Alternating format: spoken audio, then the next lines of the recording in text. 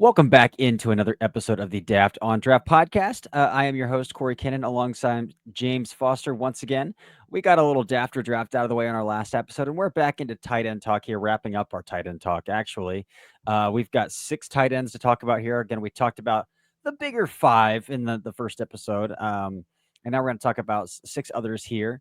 So if you missed that episode, we talked about Ohio State's Max Clare, Wyoming's John Michael Gillenborg, Texas's Jack Endries, Vanderbilt's Eli Stowers, and Oregon's Kenyon Sadiq. Before we dive in, though, James, welcome back on. You're more than a regular at this point now. Yeah, man. I've enjoyed talking tight ends and cornerbacks with you the last week. Yeah, we'll have to pick out our position for next week too, and get cooking there. But let's just dive right in here. We texted back and forth on some of these guys. This first one, based on our reactions and text messages, I think you're going to be higher on than I am. But first tight end we're going to start on here is NC State's Justin Jolly. And since you're going to be coming a little higher on him than I am, I'm going to let you start on this one. Yeah, so I ended up with Justin Jolly as my third ranked tight end out of the 11 that I've watched. I think that there is like more salesmanship at the top of routes and nuance as a route runner from Justin Jolly than like really any of the tight ends that I watched. He's a little bit undersized, kind of has like an H-back build, 6'3", 250, 32nd percentile arm length, actually has 91st percentile hand size. But I mean, some incredibly tough catches. He was 11 for 13 on contested catches this past year, especially like early in the season. There were some real like acrobatic catches. And yeah, I mean, I think that kind of in that like Isaiah Likely to Chigakonko type of role, he could be really effective as like a secondary tight end. Interesting. So I did like quite a bit. Like there's not a ton of wasted movement off of the line of scrimmage or at the top of his routes. They even manufactured some touches for him too. So I thought he was really creative transitioning from a receiver to a runner with the football in his hands. I had down the contested catch demon as well because it just felt like every tight window like opportunity he was coming down with the football. I thought he was really quick-footed and fluid in and out of his breaks. He hits like linebackers, safeties, nickels in off man with that little swim move at the top of his routes. He'll stem them and hit the swim move back inside quite a bit. There's definitely a second gear there as well. So I saw a little bit of a throttle of him being able to throttle up to a second gear, and even saw a little bit even of like a top end ish kind of like maybe even third gear there as well. I'd be interested in what his tracking data is on like the long speed tracking data is there on Jolly, because I did notice a couple times like, there's an extra gear there as well. Yeah, it was like basically 68th percentile top speed and like 84th percentile acceleration. That matches. Yeah, but I come in a little bit lower.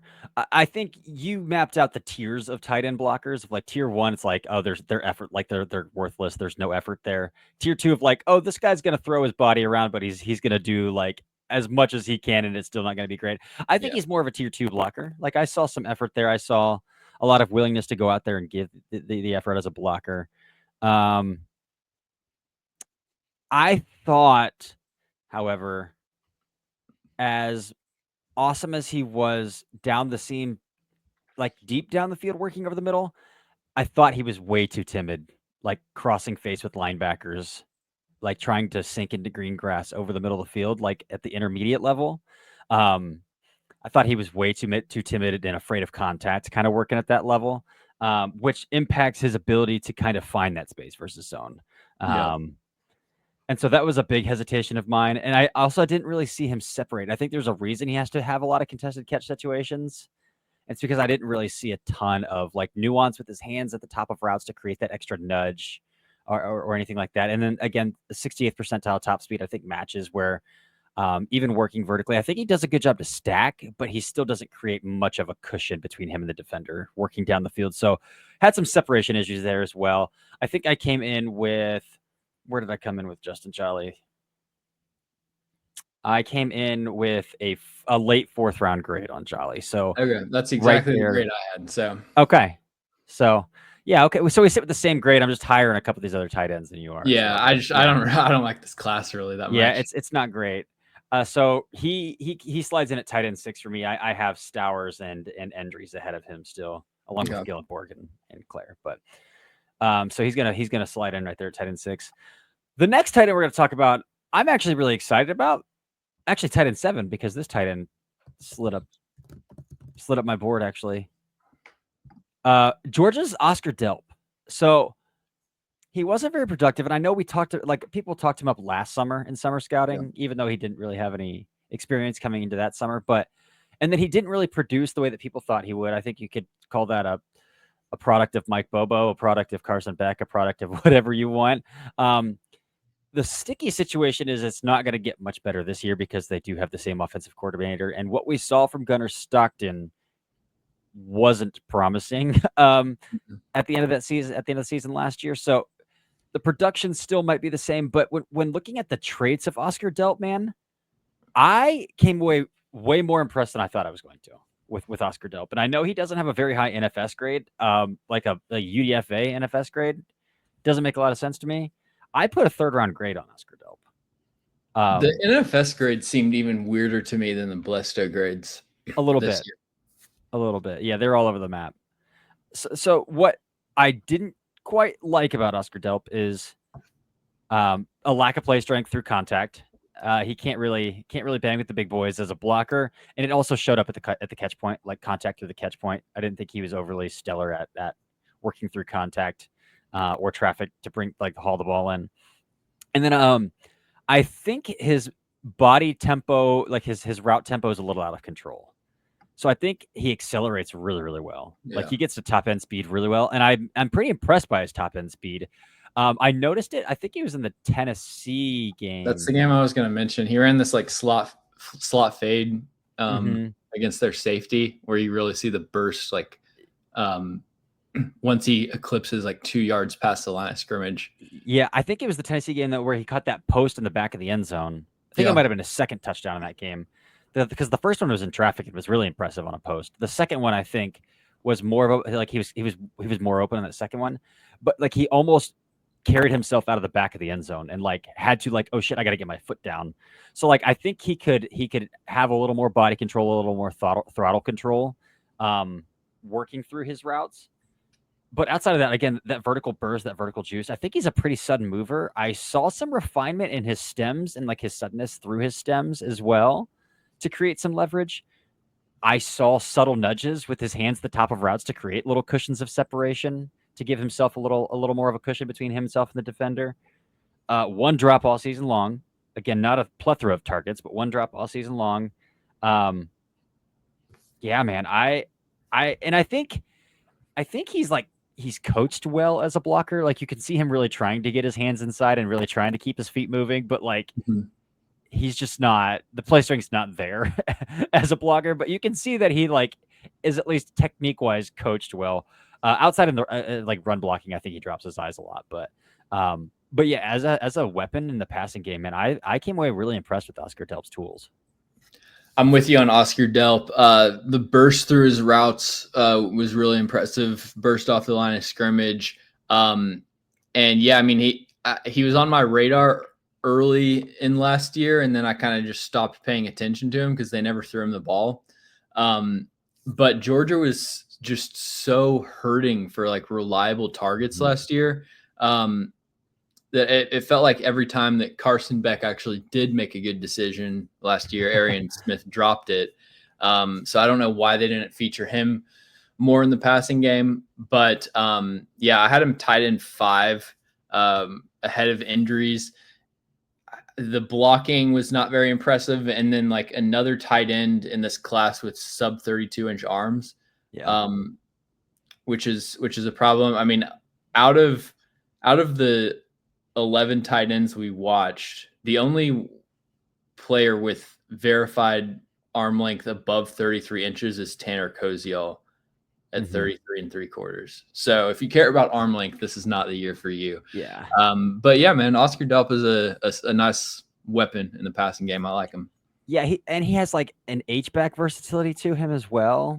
And so like to me, he screams like this is your typical tight end 2 that you can move around, that you can scheme open into space, that you can get the ball into his hands on like some nifty little screens. Like Yeah. he doesn't have to do the dirty work of a tight end 1. Like that's the kind of role he screams. He slotted in as tight end 5 for me as well, just below Endries, just above Stowers. So slid right there between those two guys for me. We could talk a little bit about the other Georgia tight end, Lawson Lucky. Blesto graded out Delp higher. And then NFS didn't grade Lucky. Lucky and Delp are like, they almost look like carbon copies on tape. You really got to be careful about which one you're looking at, because they're like pretty similar height, weight, and then they both have single digits, and they're both white. So they look fairly similar on tape. But I thought that Lucky overall lacked a lot of the refinement that I saw from Delp. So again, with Lucky, I thought he was an easy accelerator. Another tight end move piece, like tight end 2 move piece potential. 0 drops on 36 targets. Another guy where like you could tell he was fighting his technique as a blocker, like fighting to have good technique, but again, not a strong blocker by any means. So a lot of the similarities of Delp, but again, I didn't see refinement in his stems. I didn't think he could get in and out of cuts as well as Delp. I thought he could get rerouted pretty easy at the top of his routes by contact, like of defenders and catch technique. I thought they could throw him off of his route quite a bit. 0% in contested catch situations as well. So similar play strength issues at the catch point that I had with Delp as well. But overall, I think they're pretty similar players, but you can tell Delp is a year older, if that makes sense. And so maybe Lucky comes out with and shows that similar improvement that Delp has. But right now, I think that they're pretty similar athletes, pretty similar builds, pretty similar players. Delp just has a lot more. I think Delp has more burst, and the Delp has more refinement as well between those two Georgia guys. Yeah, I didn't watch Lawson Lucky. He was the one guy that I didn't watch. All right. That's going to take us to SMU, to RJ Maryland. Dude, I don't know how you feel about RJ Maryland, but he comes in at 6'3" and 228 pounds, and I feel like he moved like he was 6'7" and 250, like 260. Like I thought he was way too lumbering of an athlete for how small that he is at the position, and I can't get on board with that. So I mean, I thought like what I try to do is I try to watch these guys and not look at their height, weight, tracking data or anything before I like try to do that after I watch to basically like check my work. I watched RJ Maryland and I was like, okay, like, 250-pound H-back. He's, pretty decent athlete. And then I saw 225 pounds. I was like, whoa, he is nowhere near. There's nowhere near enough juice to like justify that. I mean, there was like, he only played 7 games and 2 of them were against Nevada and Houston Christian. So there's not a ton to evaluate. I thought like the Louisville game was really good, but I had him as my second lowest graded tight end in this class, ahead of a guy that we'll talk about later probably. Unless he like gets bigger, I don't really see any upside here. Yeah, I don't see much upside either. I have him as my third lowest graded tight end, but like the same grade as another guy we're about to talk out here that I accidentally skipped over in our list here. So we'll work back there. But yeah, RJ Maryland, I thought the top end speed was legit, but I thought the acceleration was awful. Like once he hit top end, I was like, okay, I see it. I see the top end speed, but you hit it on the head from the tracking at least, because it's 84th percentile speed, 51st percentile acceleration, which like at 224 pounds is, size adjusted. That's awful. Yeah, not great. And then I thought he did have really good hands and great concentration through contact, great concentration in tight windows. I did see that from him as well, but like that's about where it went for me. Again, going back to your tiered system of blockers, I thought he was a tier 1 blocker. Just like an awful blocker. And then like, again, for a guy who's 6'3", 227, that dude is so choppy coming out of his breaks. Like the change of direction, he has to throttle all the way down to throttle down. Like There's no suddenness coming in and out of those breaks. And then, as I mentioned, like, just I felt like even striding it out, like this guy, it looks like he's straining. Like this is a strainer as he's working vertically. And to me, this last part, it doesn't have to be something that a tight end offers, but I don't think he offers. I think he offers zero inline value. And again, like Colson Loveland offers zero inline value. That's fine. But Colson Loveland offers a lot of value elsewhere. Well, It Loveland offers like has 20%. a frame that you think he could eventually offer inline value. Yeah. And like he, like strains as a blocker. There are times where he has good technique. He just didn't really have the mass to do it. So Mm-hmm. it's like he's a guy you could stick there. You think like you could stick there eventually and it wouldn't be a big deal. RJ Maryland, it's like he's never going to line up in line. You can't have him on the field in 11 personnel unless it's a guaranteed passing down. So it's just like it just limits his role so much. Yeah. I don't know if he caught your eye at all, but I actually like their other tight end a lot better. I don't know if Matthew No, Hibner he caught didn't. your eye when you were watching him at all. What's his name? Matthew Hibner. He's a Michigan Okay. transfer, 5th-year kid now. Took over full time after Maryland went down with that injury as well, but blocks his ass off. Pretty good athlete. I think Hibner is probably the better tight end in that room. Okay. Sweet. Yeah. So we meant to hit on this guy second, and I'm a dumbass, and I skipped over him on my list. But Cincinnati's Joe Royer next, Ohio State transfer, now entering his second season. Blesto gave Royer a 3rd-round grade. NFS gave Royer about a day 2 grade as well. I didn't see anywhere near that on tape, to be completely honest with you. Royer, I don't know what to do with him. Again, he's another guy with sub 32-inch arms in this class. I didn't see a lot of juice vertically. I think he's a decent athlete moving laterally. He's got good hands, but I didn't really see the ability to work through contact. It's like, and he plays more of like an H-backish role at Cincinnati. Like, so is that what you're going to be at the NFL level? I think that's fine. But are you a good enough weapon that teams want to put you on the field as a tight end too? To me, he feels like more of a tight end 3, like a 13 personnel kind of tight end. But then most of the time, those tight end 3s and 13 personnel, you want to be able to block your ass off, like be a predominant blocker. And I don't see that from Royer either. So like, I don't know what to do with him or how to get him on the field. Yeah, I share your confusion about what this guy's supposed to do. Because I mean, he was the first person I watched because I knew he was like the one guy in this class that was above 250 pounds. So I was like, okay, maybe we got some inline potential here, but he's stubby, doesn't have the length. I mean, the length shows up as a receiver over the middle, but also like trying to connect to blocks. And like they didn't even use him as an inline role. He was basically lead blocking every play and like whiffed on a lot of blocks, didn't sustain well. So the fact he has like, decent mass, but outside of that, there's nothing that would really project towards him being a good blocker. I thought he had really good hand usage at the top of the route. And then really reliable hands, just a 3.8% drop rate. Mm-hmm. But I thought speed and burst were below average. Production really tailed off over this at the end of the year. I calculated it out: 55 yards per game over the first 8 games, 21 over the last 4. Somebody that struggles to outrun linebackers down the seam, below average burst out of his breaks.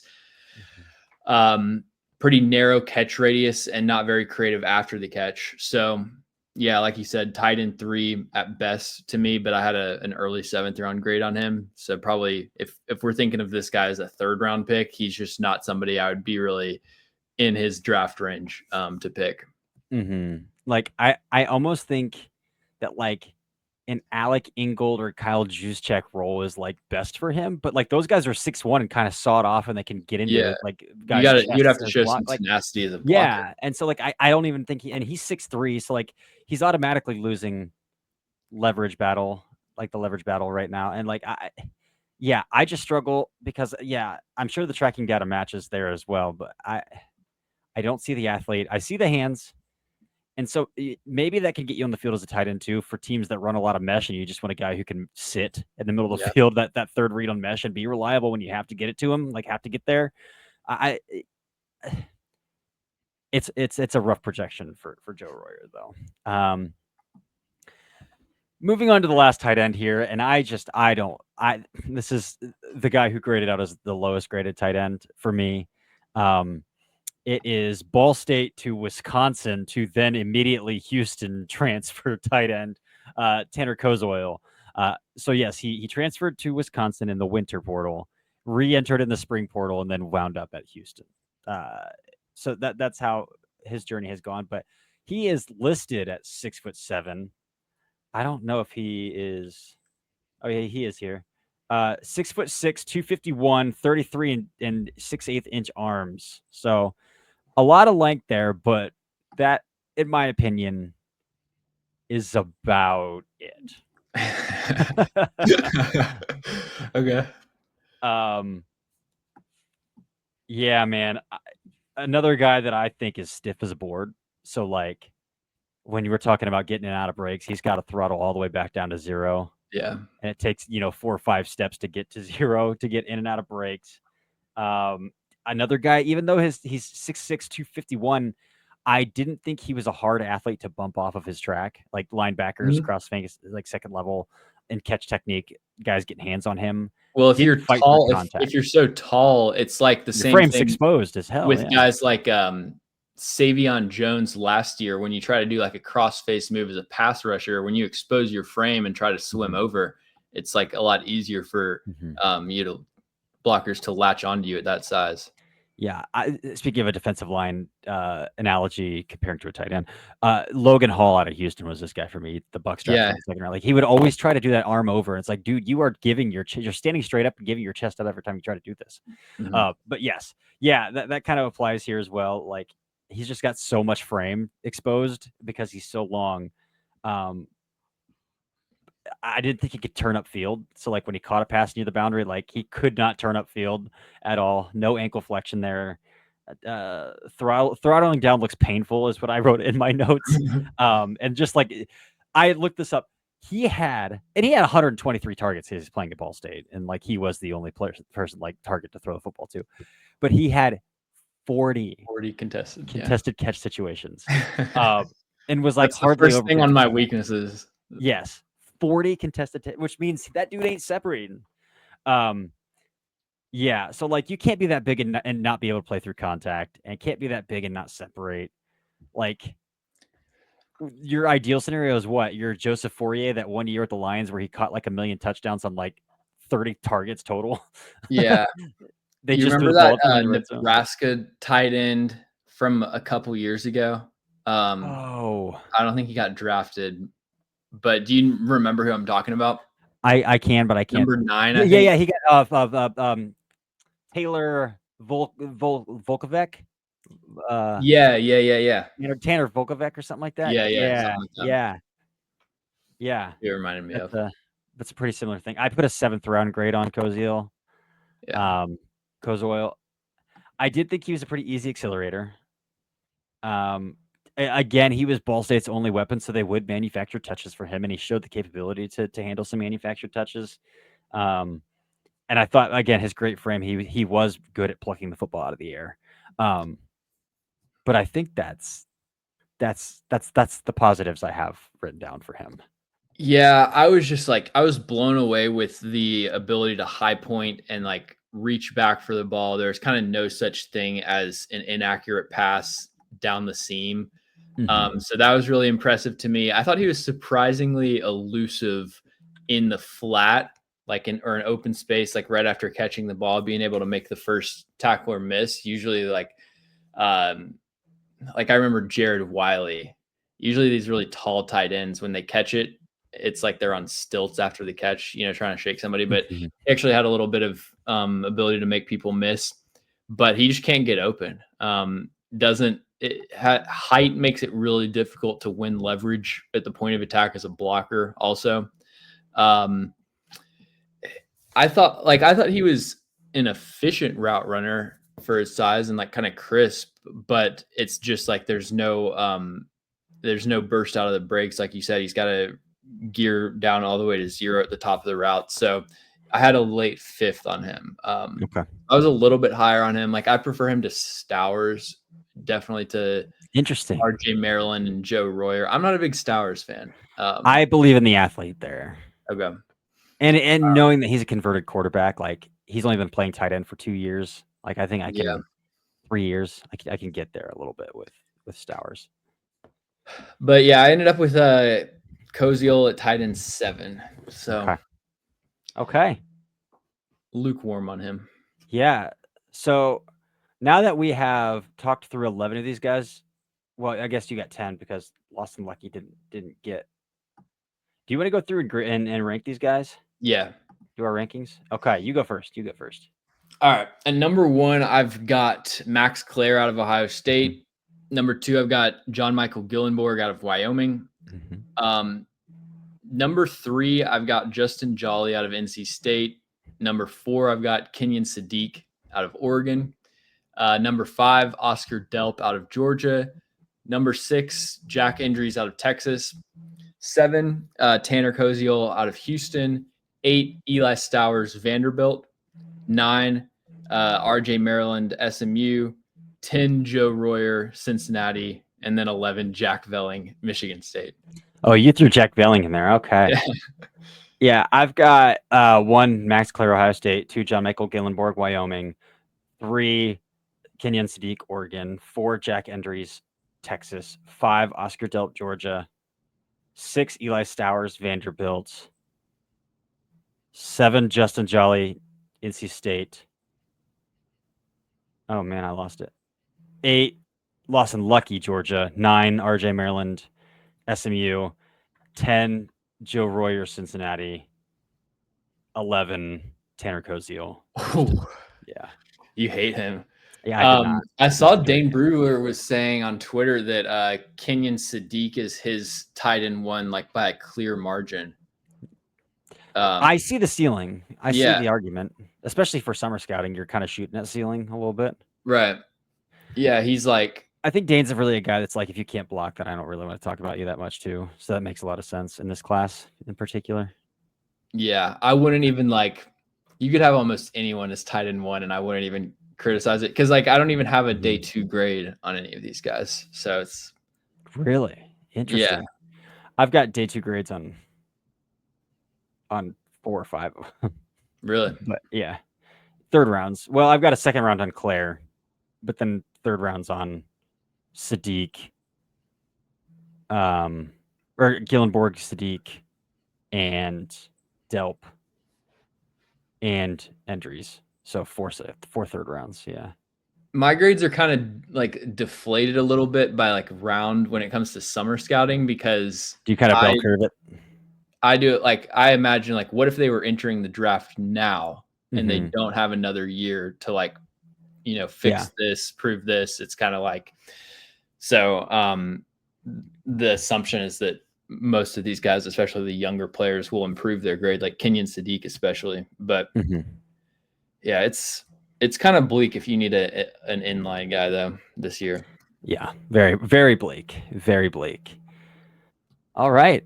Well, that is it for our tight end talk there. If you want to go back and listen to the other episode and then hear us talk about Claire, Gillenborg, Stowers, Sadiq, and Endries, that's out there. But we hit 6 more today. We'll decide what position we're doing next week. I don't know. We haven't talked about it yet. So, but that's it. James, you got anything you're working on you want to tell the people about? I've got a quarterback article coming out for Wide Left. It'll be tomorrow at the time of this recording. So, yeah, I'll post that on Twitter. Hell yeah. Keep an eye out for that. Until then, this has been another episode of the Daft on Draft podcast.